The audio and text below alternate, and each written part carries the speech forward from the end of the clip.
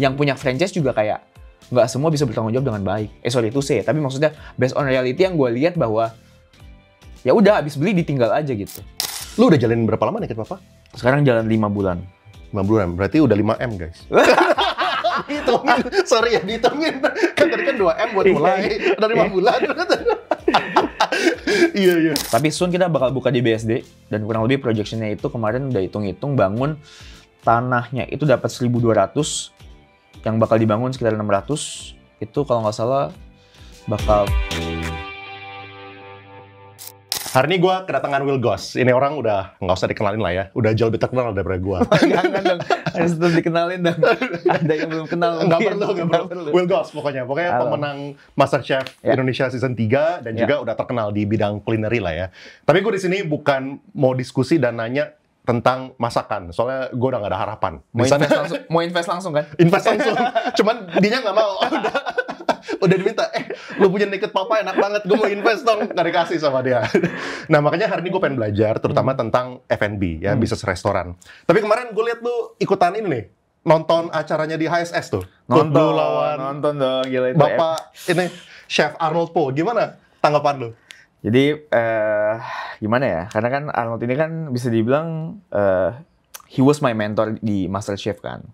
So, I always kayak respect Arnold gitu, walaupun udah gak di MC, gue tetap respect sama dia gitu kan.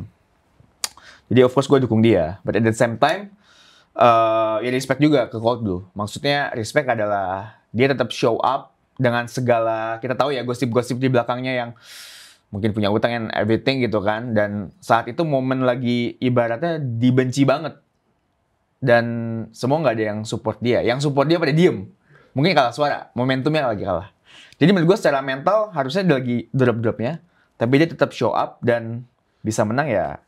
Congrats and respect aja juga buat dia gitu. Kaget gak sih akhirnya bisa menang? Wah kaget men, satu tempat hening bro. Itu yang gue denger katanya 95% tuh pada dukung Chef Arnold semua itu. Dukung dia. Itu yang bener ya kayak gitu suasananya. Iya. Dan waktu si Cold Blue masuk kayak disorakin gitu kan, terus gue udah ngerasa ronde 1, ronde 2 nih Arnold udah megang banget gitu kan. Terus ambience segala macem tuh euforianya juga ngebuat kayak udahlah Arnold, udahlah. Udah pasti menang punya gitu kan. Ronde 3 dihabisin lah gitu. Iya. Wah, out of sudden gila. Nonton replaynya memang kayak satu tinju masuk ternyata bisa merubah segalanya gitu kan. Benar. Iya benar. Ya gue sih totally respect both of them lah. Both Chef Arnold sama Cold Blue ya. Soalnya apa ya mereka berdua fighter lah gitu. Soalnya kalau misal di si Chef Arnold kan sebenarnya juga nggak nyari apa-apa dari sini. Mau nyari apa namanya udah di atas gitu kan. Cuman mungkin dia punya sesuatu yang dia percaya what is right for him, dia mau fight aja gitu. Can be.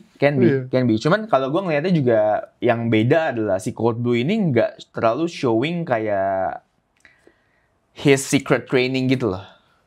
Iya nggak sih? Maksudnya kalau Arnold kan suka kasih highlight gitu kan. Jadi mungkin kita semua ngerasa kayak, Cold Blue kayaknya unprepared nih. Bisa kalah dengan mudah. Tapi abis dia menang, dia baru kasih lihat footage jadi pukul-pukulin sampai berdarah-darah, buset. Benar. Which, I think latihan dia juga nggak kalah berat ya. Benar. Iya. Nah, sebelum lu menang MasterChef ya bro ya, itu kan kayaknya pertama kalinya lu jadi terkenal lah yang menang MasterChef gitu kan. Lu sebenarnya kerjanya apa sih? Jadi dulu gue intinya abis kuliah, gue nggak suka mata kuliah yang gue ambil. Lu kuliah apa dulu? Management. Manajemen itu adalah mata kuliah untuk orang yang bingung dalam hidupnya mau ngapain. Iya nggak sih? Jangan gitu dong, gue ambil manajemen. Agak bingung nggak? Oke, gue business administration lah. Ada manajemennya. Kalau gue literally business management ya kayak oke. Tapi sekarang gue jelas kayaknya itu sesuatu yang penting juga. Karena at the end of the day, whatever your profession is, ujung-ujungnya kalau bisnis ya you need that gitu loh. You need that skill and knowledge juga gitu actually kan. Habis dari situ gue cabut, bilang sama bokap gue pengen ngambil kuliner. Sebentar, lu ambil manajemennya tahun berapa tuh? 2010, dan gue cabut di semester 3. Oh. Tapi gue bilang ke bokapnya, gue bilang gue cuti bentar gitu. Mau ngambil kuliner dulu, nanti abis itu gue balik lagi. And then gue nggak balik lagi. Tapi lu ambil kuliner abis itu? Ambil kuliner di 2010 langsung gitu, begitu drop out lu langsung ambil kuliner? Langsung ambil kuliner. Tapi kan universitasnya berbeda dong kalau kayak gitu? Berbeda. Dan yang gue ambil sebenarnya bukan university, lebih kayak buat short course gitu loh. Kayak kursus pendek-pendek aja, cuma 3 bulan. Oke. Tapi kenapa gue apply ke sana waktu itu gara-gara gue tahu dia kurikulumnya kurikulum menggunakan Lee Cordon Bleu. Jadi maksudnya the owner of the school itu lulusan Lee Cordon Bleu, and somewhat dia try to bukan copycat ya, implementasi dari sana bawa ke sini gitu. Ya soalnya Lee Cordon Bleu nggak ada di Indonesia kan, Exactly. jadi dia mungkin menemukan celah itu bukan di sini. Iya. Boleh spill nggak sih nama sekolahnya apa? Di sini? Cieleli namanya. Mungkin sekarang udah nggak ada, tapi kalau masih ada ya hebat juga. Cieleli. I see. Terus Cieleli. waktu lu akhirnya keluar dan lu ambil culinary school kayak gitu, lu ada sebuah regret nggak sih? Waduh, gue jadi apa setelah ini? Atau lu udah tahu emang ini yang lu mau lakukan? Itu masih 50-50 ya. Maksudnya gue juga masih berusaha figure it out kayak is it the one? Tapi kan maksudnya kita nggak pernah tahu ya. Cuman begitu gue jalanin 3 bulan ini gue coba kerja, kayaknya ya gue sesuka itu gitu sama masak gitu. Jadi gue lanjutin, abis itu gue kerja di restoran Italia waktu itu. Kalau tahu Sopra dulu di Pacific Place, udah tutup sih sayangnya. 3 bulan kerja. Dan abis itu gue bosen tuh, gue cepet bosen orangnya. Abis itu gue ngambil ke jadi supervisor di The Good Step, di retail, nyobain. Retail? Jadi baju. Karena at that time gue lagi suka sama denim and everything gitu. Jadi gue mencoba untuk tap in ke sana, pengen tahu aja dunia retail tuh kayak apa gitu. Setelah 2 bulan kerja situ ada MasterChef tuh, baru gue sign up MasterChef gitu. Terus reaksi bokap lu gimana pertama kali lu cabut dan lu ambil culinary school gitu?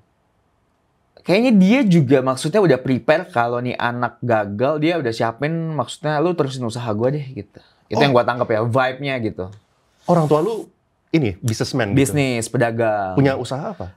Pabrik aluminium. Oh, nggak ada kaitannya sama Masak nggak ada. masak. Dan lu nggak ada ketertarikan suatu saat gue pengen ngebantuin orang tua di aluminium? Enggak, karena mungkin kalau sekarang udah ada ketertarikannya ya. Kalau dulu enggak, karena gue sebagai cowok ngerasa kalau setiap gue argumen sama bokap, gue nggak pernah didengar. Jadi mungkin gue ada ego di sana yang somewhat kayaknya gue nggak bisa kerja sama lu deh gitu. Masa komunikasi kita jelek banget gitu loh. Dan kayaknya bisnis lu berantakan banget, very konvensional gitu zaman dulu gitu kan, kayak nggak rapi secara pembukuan, secara flow, produksi, sistem and everything tuh kayak toko banget gitu, kotor gitu maksudnya. Jadi gue nggak gitu suka. Menarik, soalnya banyak orang kan on the flip side ya, orang yang bokap sama nyokapnya itu mempunyai sebuah usaha, itu kan menjadi sebuah kelanjutan yang gampang buat mereka, ya kan? Ya mereka nggak usah ngapa-ngapain, tiba-tiba begitu lulus langsung jadi direktur gitu kan. Itu kan bisa menjadi the easy way out gitu kan. Tapi lu memilih untuk memulai sesuatu yang banyak uncertainty-nya gitu. Iya. Karena gue ngeliat usaha bokap gue ini nggak keren sama sekali satu. Lu katanya ada kemungkinan ngelanjutin gimana? Iya, waktu kecil. Maksudnya waktu gue muda, ngelihatnya dia nggak keren kerjaannya. Waktu kecil. And then yang kedua, gue melihat usaha ini kok kayaknya nggak fruitful gitu, nggak ada duitnya. Soalnya gue kayak hidupnya nggak enak gitu pas sama bokap gue sama nyokap gue. Maksudnya mereka nggak nge-spoil gue at all gitu. Jadi gue ngerasa kok kayak nggak tempting ini kerjaan gitu. Gitu. Ternyata lumayan. Ternyata duit banyak. Iya. Cuma mereka nggak mau spoil lu aja gitu. Exactly gitu. Sekarang gue tahu maksudnya savings dia tuh ternyata mereka tuh memang tipe warrior, pejuang banget yang penting save up banyak banget buat anaknya gitu kan. Buat pas udah gede atau udah nikah atau mau usaha nanti gitu maksudnya. Dia tipe yang seperti itu gitu. Dan ya gue sekarang sih di posisi yang grateful ya. Tahu akan hal itu maksudnya wah ternyata gila bokap gue maksudnya sacrifice a lot for his kids gitu kan. Tapi gue nggak kebayang sih seorang Will Goss jadinya jualan aluminium sih, nggak kebayang. Orang biasanya ayam gitu kan, steak gitu. Tiba-tiba inilah aluminium. Bisa jadi gue jual bisnisnya. Iya. Oke. Terus setelah lu kerja di yang tadi kan yang terakhir kan di Good Step gitu kan. Terus lu join MasterChef Indonesia kayak gitu kan. Setelah itu lu bukannya tapi lulus dari Le Cordon Bleu juga ya? Gue lihat di Wikipedia gitu. Betul. Jadi abis gue MasterChef, baru gue putusin untuk ngambil lagi Le Cordon Bleu. Just because I think orang ngelihat MasterChef itu masih terlalu amatiran. Dan saat itu gue butuh validasi. Kalau sekarang, I don't give a shit. Ya cuma maksudnya, kalau gue ngelihat gue yang zaman dulu, gue tuh panas kalau dibilang, MasterChef nggak bisa masak.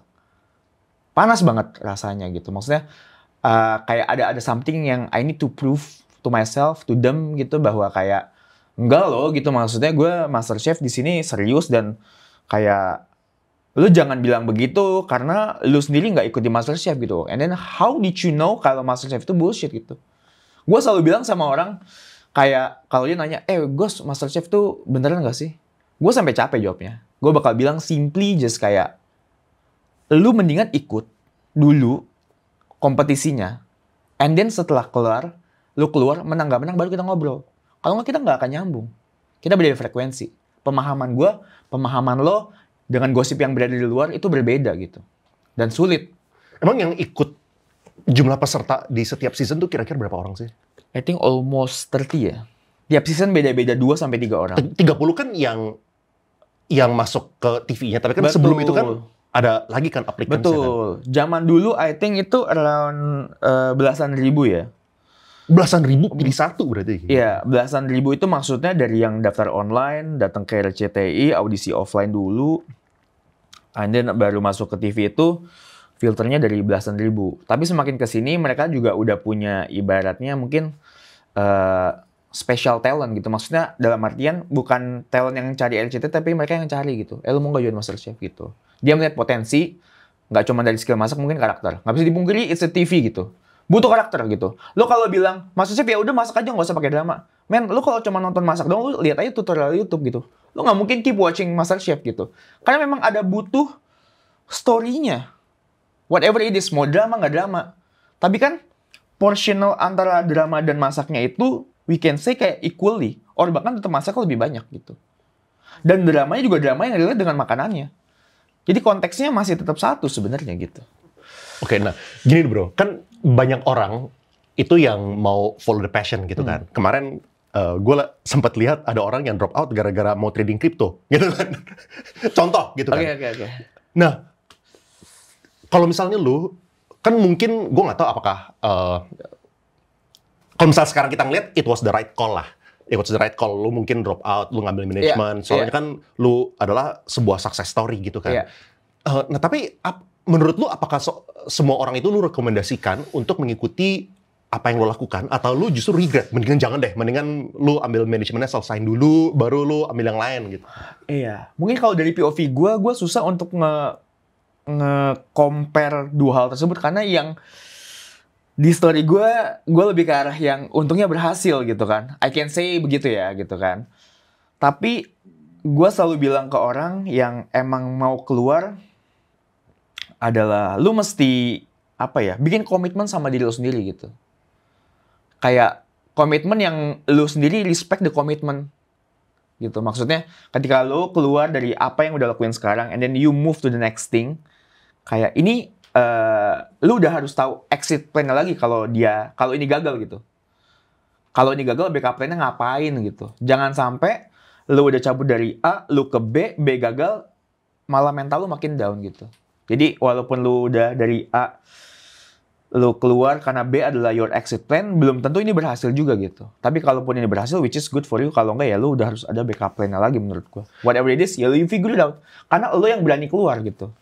Kapan lu tahu bahwa lu nih pengen jadi chef? Atau di industri kuliner lah? I think setelah gua nonton film Bambino. Oke, film apa itu? Gua nggak tahu. Jadi itu film, ada komiknya juga, komik kayak manga gitu ya. Jadi seorang anak muda yang bekerja di kedai pasta di satu distrik yang kecil kayak suburb di Jepang. And then di-push sama head chef-nya buat ke kota, karena di kota lu bisa belajar banyak. Ini dia tetap kayak sombong dan segala macam. Terus ujung-ujungnya ada drama dan segala macam. Tapi yang gue suka adalah restoran scene-nya itu real banget ternyata. Setelah gue masuk sendiri. Jadi kenapa gue ngambil kerjaan pertama gue itu di restoran Italia? Karena terinspirasi juga dari role-nya si Bambino ini. Dia di section pasta, restoran Italia, dan gue persis mengambil itu juga. Jadi inspirasi dari manga berarti? Menarik. Dari kenapa? Film. Inspirasinya dari film? Inspirasinya purely dari film gitu. Ini umur berapa ini? Umur SMP, SMA, atau kelas SMP, SMA gitu kan? Gue nontonnya SMA filmnya. And then pas kuliah nonton lagi. Bukan pas kuliah. Pas kuliah nonton lagi. Tapi lu punya bibit-bibitnya? Maksudnya di rumah lu suka masakin buat keluarga lah atau diri lu sendiri atau kayak suka lihat nyokap masak, suka pengen bantuin nyokap ngaduk-ngaduk gitu. Tapi nggak pernah yang actively cooking everyday gitu, nggak juga sih. Oke. Nah terus waktu lu akhirnya join MasterChef ya, apa yang bikin lu kepengen dan apa yang saat itu kan lu mungkin belum tahu kan kalau misal lu menang emang lu bisa apa sih gitu. Emang apa ya harapan lu kalau misalnya lu menang? Karena gue habis ngambil di culinary school yang sebentar ini, dan gue ngerasa kayak compare to the others saat gue di culinary school ini, gue ngerasa skill gue bagus gitu. Dan gue kayak cepet nge-absorb all the knowledge dari si chefnya atau gurunya gitu. And then kayak I was thinking kayak I want to challenge myself, kayak gimana caranya gue bisa survive di kompetisi ini gitu. Dan juga hadiahnya mungkin yang bikin gue tergiur. Jujur bukan fame-nya. Emang Karena hadiahnya apa sih? hadiahnya tuh waktu itu satu mobil 150 juta sama kitchen set. Which is kayak buat gue di umur 22, that's fucking huge ya. Maksudnya kan kalau ngelihat ATM gue saat itu kayak cuma 1 digit, ini jadi 3 digit kan kayak langsung ngerasa rich gitu loh. Menariknya, padahal kalau misalnya orang tua lo disuruh beli, lu bisa loh. Padahal ya. Orang tua gue disuruh beli. Iya kan, soalnya kan punya bisnis pabrik aluminium. Kalau misalnya lu minta sama orang tua, mungkin lu sebenarnya bisa gitu. Cuma mungkin gara-gara dia nggak ngasih, lu jadi punya fighting spiritnya. That's true. That's true. Jadi bokap gue sama nyokap gue bukan tipe yang kayak gue minta 10 juta dikasih, enggak. Harus ada reason for what. Dan kenapa lu butuh itu. Dan emang sebutuh itu. Dan emang harus sekarang kan jadi lapisan approval-nya tuh panjang gitu. Oh ada birokrasinya ya, harus ada DPR-nya dulu. Iya. Kalau misalkan gue bisa earn that much ya hopefully gue bisa spend semau gue kan. Gitu. Walaupun itu tetap pasti diomelin aja gitu. Ngapain sih boros-boros gitu. Terus apakah lu lihat setelah lu ngikutin MasterChef dan lu menang, itu adalah titik perubahan kehidupan lo? Of course. Itu salah satu titik perubahan gue yang cukup besar ya. Karena gue nggak tahu impact dari fame-nya segitu besar. Tapi at that time gue nggak gitu, to be honest nggak gitu maximize the fame gitu. Maksudnya nggak utilize to the max. Kenapa? Maksudnya kayak contohnya kayak apa? Karena mungkin gue tipe yang sebenarnya introvert dan gue nggak gitu suka depan kamera. Nggak gitu nyaman. Gitu. Maksudnya dengan segala tawaran untuk stay relevan di entertainment saat itu, gue ngerasa that's not me at all gitu. Tapi beda dengan sosmed. Kalau sosmed lu, you can be kayak be real you gitu loh. You can be whoever you want gitu maksudnya kan. Kalau di TV tuh banyak, maksudnya gini. Kan tawarannya nggak mungkin reality show kayak MasterChef lagi. Pasti kan kayak let's say ngisi program apa gitu yang ada mungkin directionnya, story-nya gitu kan. Itu kan gue nggak punya experience di situ gitu. Jadi buat gue tuh dragging dan bikin gue tuh kayak capek gitu buat ngelewatin itu semua gitu. Lu ambil, abis lu nggak suka atau lu memilih untuk nggak ambil maksudnya? Nggak ambil at all. Jadi gue cuma ngambil kerjaan kayak cooking demo aja gitu. Karena tawarannya itu, programnya itu bener-bener kayak dramanya ya nggak make sense aja buat gue gitu. Dan capek gitu buat acting gitu. Capek. Buat acting tuh capek. Buat acting yang bukan karakter lu tuh, apalagi lu nggak punya experience di industri itu kan. Gila gimana kali, susah. Kalau misalnya lu lihat ya dari MasterChef, sekarang udah season berapa sih? Kalau nggak salah 12, 13 ya? 11, oke.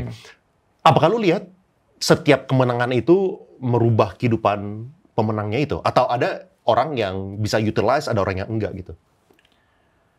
Sedikit banyak pasti ada perubahan dalam hidup dia. Itu udah pasti. Apalagi zaman sekarang, dengan lo keluar dari sebuah reality show, mereka akan dapat yang namanya aset digital ya. Followers, engagement, impression gitu kan. Tapi ya balik lagi bener kata lo, ada yang bisa utilize dengan baik, ada yang enggak gitu kan. Itu semua balik ke mereka kan. Oke. Ada yang kurang adalah, bukan kurang ya, maksudnya yang disayangkan. Some of them kayak terlalu terlena dengan momen di mana mereka abis ikut acara ini. Dan mereka nggak langsung siap siaga untuk langsung, gue mau ngelakuin A, B, C, D, E gitu. Tapi mereka di fase masih kayak, apa sih namanya kalau lo baru jadi bintang tuh? Star syndrome. Star syndrome bro. Agak begitu ya. Dan I've been there dan that juga gitu. Makanya gue ngerasa kayak gue nggak kemana-mana saat itu. Kalau misalnya orang-orang yang udah menang MasterChef ya, apakah mereka tuh otomatis harusnya sukses kalau misalnya mereka buka restoran? Enggak juga. I can say enggak juga. Karena bikin restoran itu ternyata jadi chef pun nggak cukup. Apalagi lu baru keluar dari MasterChef. Kayak it's different thing gitu loh. Maksudnya ketika lu bikin restoran kayak there's so many thing yang mesti lu pikirin banget. Apalagi di era yang sangat kompetitif kayak sekarang. Dan kalau sekadar buat mungkin gampang. Tapi untuk lu pikirin ngebuat sebuah bisnis F&B dan lu pengen make sure ini bisa sustain, lu mesti mikirnya lebih panjang, lebih lebar, dan lebih dalam. Nggak bisa cuman kulit doang gitu. Kalau kulit, I can share for sure nggak akan jalan gitu. Jadi kesalahan kebanyakan orang yang mungkin udah jago masak, tapi bisnisnya itu gagal, itu apa? Apakah gara-gara berarti kan kalau gue asumsi lah, kalau gitu kan makanannya udah pasti enak lah kalau kayak gitu. Enak. Tapi kalau itu kesalahannya di apa? Apakah inventory kah, manajemen kalau kayak gitu? Bisa dua, management and marketing. Iya. You Tapi can make a good product. marketing mereka udah punya nama, harusnya relatively lebih gampang kan? Betul. Tapi kan gini, at the end of the day, makanan itu kan is all about the product. Whatever the gimmick and packaging yang bakal lo create untuk orang bisa membeli ini, at the end of the day yang akan membuat dia balik adalah the product itself. Mungkin kalau kita ngomongin restoran sama service deh, sama ambience deh. Tapi core value-nya apa? Tetap produk menurut gua. Let's say 100% nih, orang mau balik ke sebuah tempat, 50% tuh makanan, 25% service, 25% itu tempatnya. Ya kan? Kalau misalkan dari aspek ini kayak, let's say, setengahnya aja kurang ya, I think orang nggak mau balik sih, gitu. Jadi, kalaupun lo punya fame, tapi produknya mungkin nggak bisa diterima, ya orang akan cobain sekali doang gitu. I'm not saying kayak produk di Naked Papa itu adalah produk yang kayak, yang gue yakin enak banget dan orang mau balik, nggak juga gitu. Gue bikin lumayan produk yang mediocre actually. Kayak, just kayak bakmi, everyone can do it, everyone can make it, enjoy it, compare it juga gitu kan.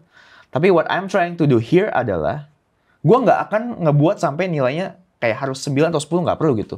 Cukup 8 aja. But I make sure every aspeknya itu proper aja gitu. Supaya orang mau balik lagi gitu. Dan nggak perlu bikin sesuatu buat gue sendiri yang sampai fenomenal banget. Karena gue pengen bisnis ini bisa running tanpa gue. Gue nggak perlu ada tiap hari di dapur buat masak gitu. Capek menurut gue. Iya. Ini kalau misalnya teman-teman belum pernah coba, itu rekomend tuh. Naked Papa. Iya. Mantap. Tapi cuman kalau bisa jangan weekend perginya, capek ngantrinya. Sekarang untungnya udah nggak begitu ngantri. Oh, udah nggak begitu ngantri, iya. Kalau weekend tetap. Kalau weekend tetap, iya. Kalau misalnya aman. weekday, ya gue pergi sih weekday kemarin. Jadi not too bad. Nah, waktu lu ngebuka Naked Papa ini udah restoran keberapa lo? Ini pertama. Restoran offline pertama. Kalau sebelumnya gue cuman pernah bikin, ada satu, tapi lebih rice bowl base. Namanya Sunny Fat Day. Itu berangkat dari waktu gue baru nikah sama bini gue. Dan gue kepikiran, bikin apa ya? Maksudnya perlu bisnis sih satu. Selain gue mencoba untuk kayak thriving on sosmed juga. Dan kepikiran rice bowl saat itu. Jadi cuma jual di Gojek doang actually gitu. Tapi kalau misalkan Naked Papa ini kan langsung emang kita lebih pengen sedikit lebih besar. Tapi awalnya jujur nggak pengen seserius ini bro. Jadi ini project yang kayak cuman buat playground gue dan partner-partner gue sekarang. But turn out it's very fruitful. Thank God, jadi kita coba untuk seriusin deh gitu. Nah ini, pengen nanya juga deh. Ide lu buat ngebuka Naked Papa akhirnya apa gitu? Maksudnya lu kan dari sosmed, income juga pasti udah very strong. Ya kan? Endorsement juga udah very strong gitu kan. Kayak, kenapa lu merasa lu pengen ngebuka restoran ini dan pertimbangannya apa dari segi komersilnya? Gue yakin setiap content creator yang, maksudnya sebagai full time content creator ya, maksudnya ingin membuka satu revenue stream lainnya gitu kan, which yang relate dengan profesi dia gitu. Setuju, bro. Atau apapun yang dilakukan gitu kan. Kayak lu mungkin, I don't know, ke depannya bikin kelas or whatever gitu kan. Ya sama kalau gue, karena gue di F&B, jadi gue ke depannya pengen punya bisnis yang relate dengan gue, which is F&B juga gitu. Cuman, yang ini kan menurut gue adalah project buat gue pemanasan balik ke industri lagi gitu. Karena udah lama nggak di industri bro. Jadi mencoba untuk relevan kembali dari lo yang tadinya udah lama cuma di sosmed, sekarang level industrinya di sini nih. Lo kalau mau langsung hajar di sini, investment waktu, energi, dan duitnya itu terlalu tinggi. Jadi lo main di sini dulu. Untuk melihat gitu. Apakah market bisa nerima lo kembali gitu. Sebelum lu mulai ya, lu punya prediksi nggak sih? Atau lu awal-awal tuh lu udah sangat-sangat pede nggak? Oh ini mah udah pasti sukses punya gitu. Gua udah tahu makanannya bagus, ambience-nya, lu udah tahu formulanya, ini pasti sukses punya lah. Atau lu tuh saat itu waktu pertama kali buka, lu ada doubt? Ada keraguan, jujur. Keraguannya apa? Keraguannya adalah karena makanan yang gue buat lumayan mediocre, satu. Kedua, bakmi bro, semua punya preference masing-masing. Semua akan nge-compare, semua akan nge-judge gitu. Tapi gue selalu percaya bahwa apa yang buat gue enak belum tentu buat orang enak. Apa yang buat si A bilang nggak enak belum tentu B juga bilang nggak enak. Jadi gue nggak akan ada rasa kayak apa ya? Rasa kayak sakit hati atau bikin gue overthinking banget kalau misalkan ada orang bad comment and everything gitu. Karena menurut gue nggak ada satu produk pun yang orang bisa terima 100% gitu. Nah, saat lu ngebuka kayak gitu ya, perhitungannya kayak gimana sih? Ekspektasinya itu lu bakal BEP dalam 4 tahun kah? 5 tahun kah? Ini kita ngomongin projection. Iya, projection ya. Jadi projection itu waktu itu gue udah buat sama partner gue itu paling cepet actually itu 8 bulan. Normalnya kita 12, terus yang pesimisnya kita 16 atau 18 bulan gitu. Enak banget. Bisa ya bikin projection F&B kayak gitu ya, mau dong ikut dong. Itu IRR-nya 80% on the worst case. Bisa above 100% on the worst case itu. Iya. Apakah itu normalnya untuk F&B? Iya. Normalnya. Harus 1 tahun balik modal? Harus 1 tahun. Karena trennya begitu cepat, bro. Apalagi kalau lu ngomongin kayak grup-grup F&B besar di Jakarta. Mereka I think lebih sadis lagi kali ya. Maksud cepet apa? Maksudnya dibikin type 6 bulan minimal harus. Maksud cepetnya apa? Maksudnya cepet tuh trennya, konsepnya, terus behavior customer juga yang nggak ada yang loyal gitu. Semua pengen coba. Berarti maksudnya lu berarti ekspektasinya itu adalah restoran ini one day bakal tutup. Berarti misalnya dalam mau tutup 2 tahun, 3 tahun, makanya ya udah lu udah balik modal plus udah ada profitnya. Apakah maksudnya kayak gitu secara mentalitas kalau misalnya mau buka restoran? Ada yang mentalitasnya seperti itu, jujur. Kalau gua sekarang masih meraba-raba, bro. Gini maksudnya, kenapa namanya Naked Papa? Karena gue yakin gue nggak mau specifically jualan bakmi seterusnya gitu. But hopefully apapun konsep yang akan keluar dari Naked Papa ini berasal dari si Naked Papa Group gitu. Whatever kita mau trademark Naked-nya atau trademark Papanya gitu. Tapi kita akan bikin konsep-konsep lain sebenarnya gitu. Jadi kalaupun si satu venture-nya ini dying gitu kan, pasti kita udah ada backup plan sebelumnya dan udah terrealisasi. Karena itu mostly yang dilakukan oleh F&B Group di Indonesia gitu. Dia nggak akan maksudnya membiarkan grupnya ini mati gitu. Tapi ketika dia tahu dia udah mencium satu brand ini udah mulai turun dan akan let's say mulai minus, dia pasti udah bikin konsep baru dan udah langsung cari ininya substitute buat kalau ini kenapa-napa gitu. Oke, ini gue punya banyak pertanyaan ya. Kayak yang tadi lu bilang, kan sebagai business owner lu pasti tahu dong trennya kan. Apakah ini trennya udah downhill segala macam kan.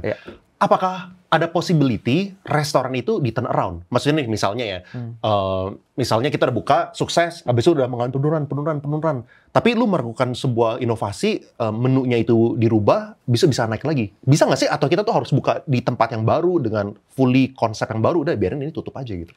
Bisa dua itu, bisa lu tutup buka yang baru atau enggak lu coba untuk bikin menu baru atau ide menarik apa atau gimmick apa atau marketing movement apa yang ngebuat orang bisa balik lagi datang. Either itu buat nyobain produknya atau experience konsep yang mungkin mau lu bawa atau let's say gimmick yang akhirnya mereka makan gitu. Misalkan ada activation let's say, menurut gue banyak banget sekarang kayak coffee shop let's say yang sebenarnya nggak rame-rame banget, tapi dia sebenarnya produknya mungkin oke. And then mungkin ownernya kenal beberapa influencer gitu.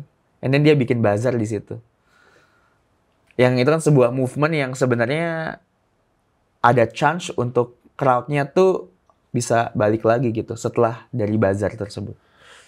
Oke, yang menarik ya bro ya, kalau misalnya kemarin gue datang ke Naked Papa, the first thing that came to mind itu adalah, gila si Will Goss gila banget ya. Maksudnya gila tuh kayak gini. Ini tempat komersil, itu tuh di belakang. Iya.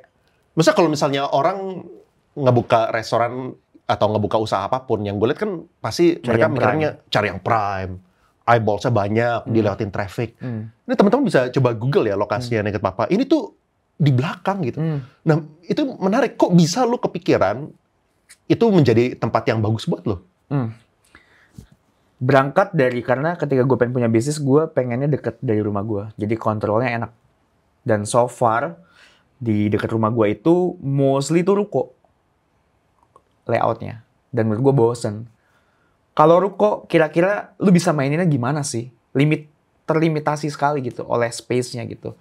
Jadi gue lebih mikirin gimana caranya bisa memberikan experience berbeda ke orang yang datang. Biar nggak vibe-nya tuh ruko lagi gitu.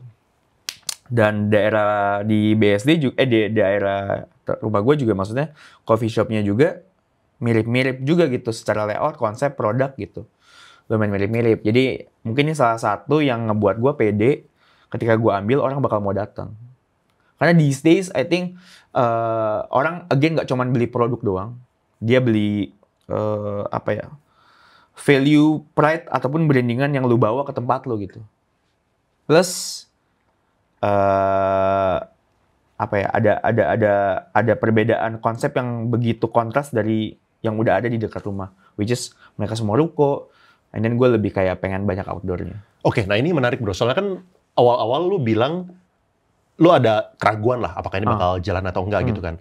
Nah keraguan lu ini kayak gimana? Apakah keraguan lu ini adalah, lu udah keraguan gak sih misalnya? Soalnya lu punya pesimis case itu masih bagus juga bro. Lu punya pesimis case itu berapa? Tadi 16 bulan ya kalau nggak salah? 16 bulan kan? Itu kan ya kurang dari 1,5 tahun udah balik modal gitu kan. Nah lu punya keraguan ini adalah, apakah lu ragu jangan-jangan pesimis case-nya kita juga nggak bisa hit gitu? Atau lu ragu jangan-jangan kita nggak bisa BEP dalam lebih cepat dari 1 tahun? Yang mana lu punya keraguan saat itu? Keraguan gue kayaknya kita nggak bisa BEP dalam 16 bulan itu. Karena kalau setahun menurut gue masih oke lah. Oke. Nah, sekarang ya bro ya, kalau misalnya lu lihat ke belakang, kalau sekarang kan lebih gampang lah buat melihatnya kan. Apa menurut lu formulanya sebuah F&B itu bisa sukses? Kalau misalnya kita ngomongin Naked Papa ya. Alasan-alasannya apa people keep coming back gitu? Mungkin bukan gue narsis ya, tapi maksudnya mungkin salah satu faktornya gitu, ada gue di Naked Papa juga gitu. Satu faktor. Tapi menurut gue itu nggak merepresent kesuksesan Naked Papa. Karena zaman sekarang menurut gue, untuk lu sebagai business owner, especially di F&B, dan kalau lu cuman sendiri nge-handle semuanya, dari produk, dari sistem, dari marketing, terus dari semua back-end lu hajar sendiri, itu nggak akan kemana-mana, to be honest. Lu akan di situ-situ aja gitu. Tapi gue grateful banget punya partner yang memang maksudnya background F&B-nya juga kuat gitu. Dan mereka saling ngisi dan udah ada role-nya masing-masing yang ngebuat kita tuh lumayan bisa accelerate dengan cepat gitu.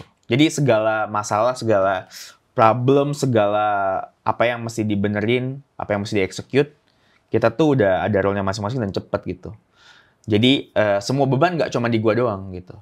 I think itu yang ngebuat kita bisa excellent di daerah Puri.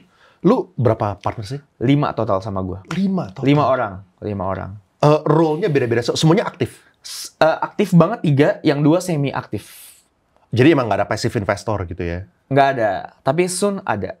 Oke. Baru deal kemarin. Menarik. Ya bisa kita ngobrol juga. Oke, menarik. Nah terus ini semuanya 5-5-nya lu udah kenal lama? Jujur belum. Jujur yang baru kenal banget tuh cuman beberapa aja. Karena memang sebelumnya pernah ada experience kerjasama dengan partner gue yang beberapa ini di brand dia yang sebelumnya. Dan gue ngerasa kerjasama sama mereka tuh kayak went pretty smooth juga gitu. Nggak yang kita nggak saling kayak banyak argue gitu. I respect your your vision, I respect your statement, dan segitu juga sebaliknya gitu. Jadi kayak I think kita cukup bersinergi gitu loh. Dan menurut gue itu yang paling penting juga gitu. Dan gue paling anti jujur bikin bisnis sama temen. Tapi gue lebih suka punya temen dari bisnis. Dan itu yang gue dapat sekarang gitu. Role-nya kayak gimana? Kalau misalnya lu berarti lebih ke bagian marketingnya gitu, marketing brandingnya. Gue lebih sekarang produk sama marketing. Yang satunya lagi namanya Brian itu, dia bantuin gue produk juga sama finance.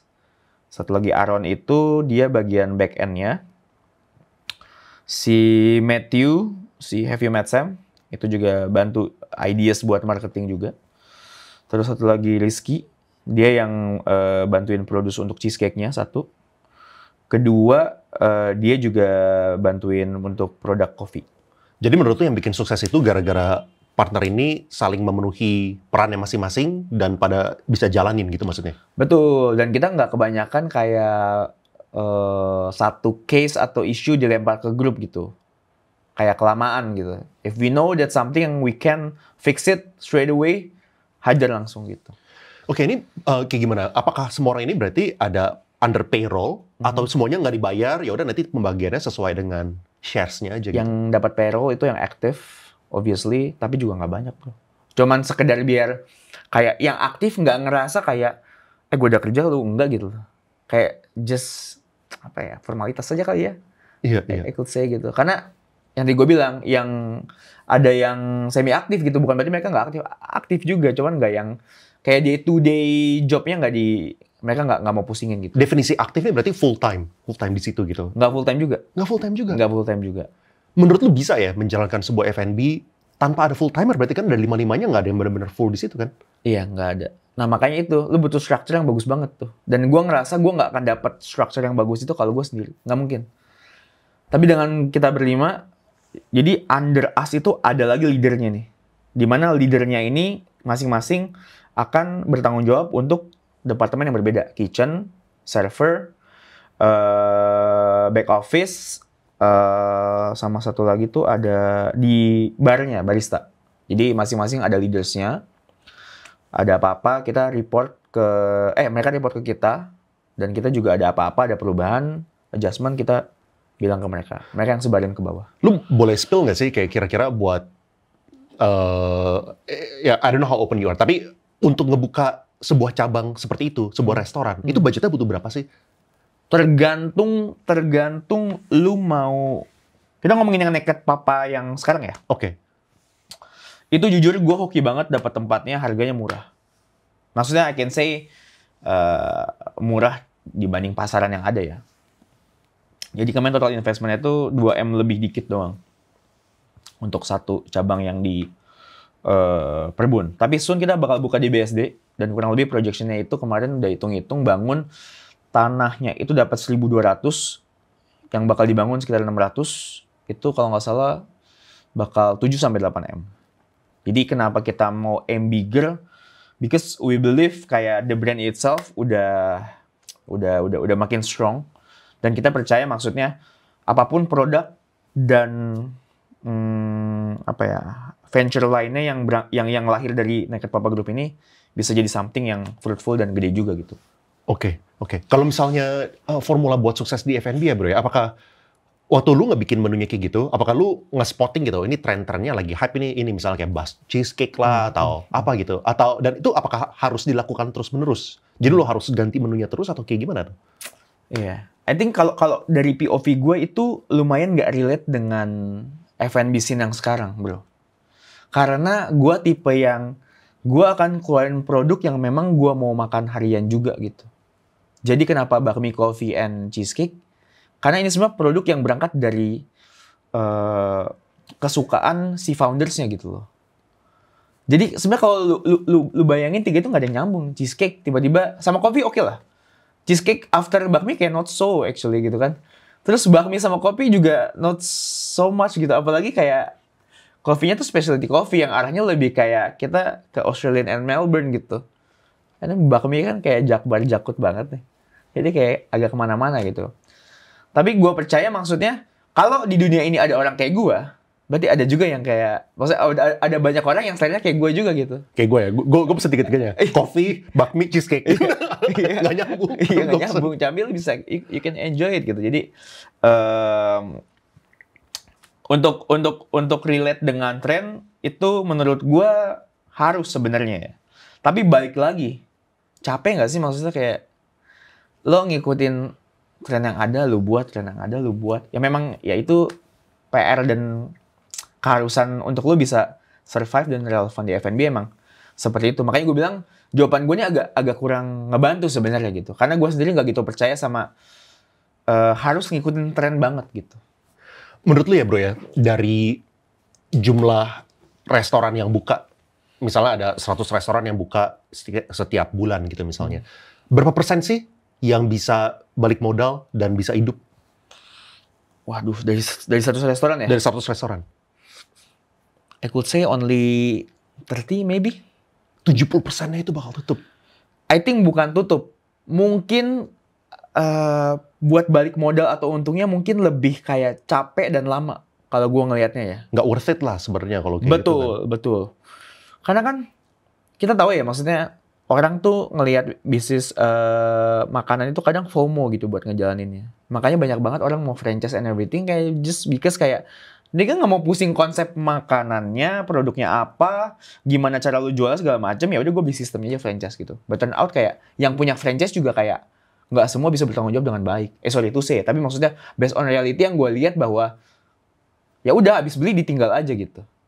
Tapi nggak semua, I say nggak semua gitu. Ada beberapa yang bagus banget juga gitu. Cuman kan sejak eranya franchise nih, semua orang yang bikin satu konsep, and then langsung bikin sistemnya buat dijual. Cuman dari 100 cabang yang make it berapa gitu. Menarik juga ya. Sebenarnya apa yang lo bilang itu nggak jauh dari gue punya hipotesa gitu. Bahwa 70%. Gue tadinya expect-nya 80% yang tutup gitu kan. Gue pengen ngomong 80 tapi nggak enak. Oh, tapi menurut lo emang lebih ke arah 80%? Iya. Iya, sebenarnya kalau misalnya kayak gitu ya, itu menarik. Sebenarnya investasi di F&B bisa sama aja kayak investasi di altcoin kalau kayak gitu. Aduh, gue tahu yang kosongnya banyak. Iya. Tapi kalau misalnya sukses, super sukses gitu. Yang take off ya, BP 12 bulan bro, enak banget gitu. Bisa apa ya misalnya BP 12 bulan? Iya. Apalagi kalau misalnya lu mungkin you beat the projection kali ya, bayangan gue. Tebak berapa bulan? 2 months. 2 months. Gue juga kaget. 2 months. Makanya beli mobil baru ya? Ada baru. 2 bulan. Gue kaget dan super grateful 2 bulan bisa BP. Tapi dari situ gue selalu bilang sama partner gue gitu, maksudnya jangan lengah gitu. Karena F&B is a very fast moving trend gitu loh. Kayak, kalau produknya nggak lu perbarui, at least ada something yang lu lakuin. Activationnya apa gitu. Lu udah jalanin berapa lama nih, Papa? Sekarang jalan 5 bulan. 5 bulan, berarti udah 5M guys. Dihitungin, sorry ya dihitungin. Kan tadi kan 2M buat mulai, udah 5 bulan. Iya. Wah mantap bro. Mau dong juga dong. Oke. Nah kalau misalnya lu lihat ya bro ya, dari yang 80% yang gagal ini, kesalahan mereka itu di mana? Kesalahan mereka menurut gue adalah satu, mereka menganggap F&B business itu adalah something yang easy dan bisa autopilot. F&B business nggak bisa autopilot, menurut gue. Maksudnya sepengennya gue bikin itu autopilot nggak mungkin gitu. Karena at the end of the day masih report ke paling atas. Unless lu ada orang which leaders yang lu tunjuk itu bisa lu delegasiin 100%. Dan lu yakin dia bisa solve it without you gitu. Mungkin itu bisa gitu kan. Dan pasti ada gitu. Cuman gue hanya melihat bahwa gini, sesimpel case gini. Misalkan hari ini let's say kompor tiba-tiba mati, besoknya gas habis, tiba-tiba ada bahan yang nggak datang, tiba-tiba ada karyawan yang sakit. Itu semua kan perlu your approval atau lu untuk fix the problem gitu kan. Nah bayangin kalau lu nggak into di F&B, soul lu nggak di situ, tiap hari lu ada report kayak gitu kan lu enak. Lama-lama lu cuekin, lu diemin, and then the business kayak slowly going down gitu loh.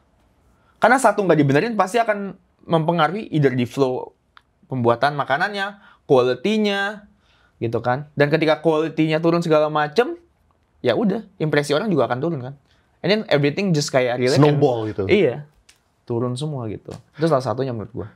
Iya, jadi mungkin mereka menganggap ini sebagai side project gitu kan. Invest saja, let it run, bisa BP setahun gitu. Betul. Berarti unless lu memang invest ke brand yang secara manajemennya tuh bagus banget dan dia bertanggung jawab ketika lu franchise ke mereka gitu. Oke. Berarti kalau misalnya kayak gitu pesannya adalah kalau misalnya lu pengen buka F&B, si owner ini harus siap untuk datang ke lapangan setiap hari dulu gitu. Minimal ya buat taruh ya kan. Jangan punya asumsi bahwa lu bisa let it run, bisa jalan sendiri kayak gitu kan. Betul, karena problem setiap F&B business tuh I think beda-beda juga gitu.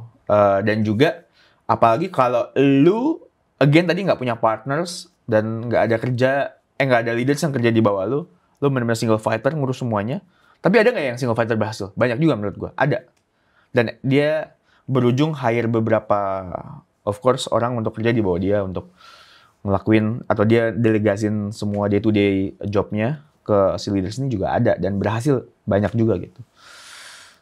Oke. Terus kalau misalnya kita ngomongin sebuah cost structure F&B ya bro ya, COGS yang sehat itu berapa sih?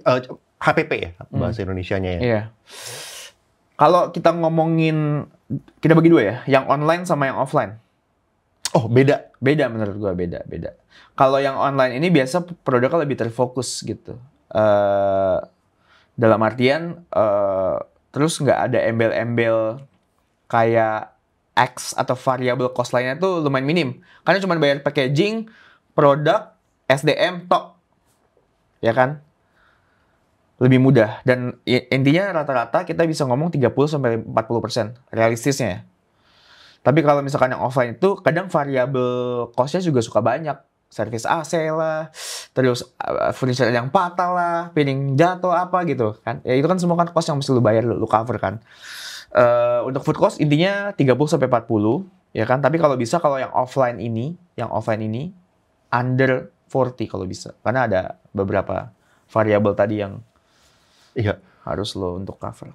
Nah, kalau misalnya yang online ini menarik bro, soalnya kan kira-kira setahun 2 tahun yang lalu lah ya, atau enggak mungkin lebih 2 tahun 4 tahun yang lalu lah. Yang lagi heboh kan tentang cloud kitchen kan.